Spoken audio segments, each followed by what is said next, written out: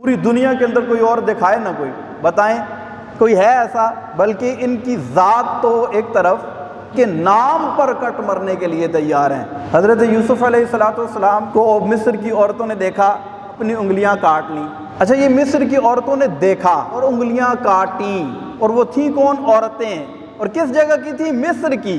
हुस्न यूसुफ पे कटी मिस्र में अंगुश्ते जना, सर कटाते हैं तेरे नाम पे मर्दाने अरब। वहाँ क्या है? औरतें हैं। वक़त्तअना अयदियहुन्ना वक़ुलना हाशा लिल्लाहि मा हाज़ा बशरा इन हाज़ा इल्ला मलकुन करीम। उन औरतों ने अपनी उंगलियों को काट लिया और उन्हें दर्द का एहसास नहीं हुआ। तो कहा कि हुस्न यूसुफ पे कटी। वहाँ क्या था? हुस्न यूसुफ को देखा।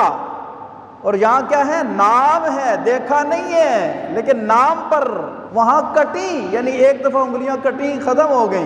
और यहाँ कटाते हैं, क़यामत तक कटाते ही रहेंगे। वहाँ औरतें थीं और यहाँ क्या है? औरत और मर्द की तबीयत में भी फ़र्क है, आप जानते हैं। और वो मिस्र की थी, ये अरब के हैं। इसीलिए कहा हुस्न यूसुफ पे कटी मिस्र में। और कटने वाली चीज़ क्या थी?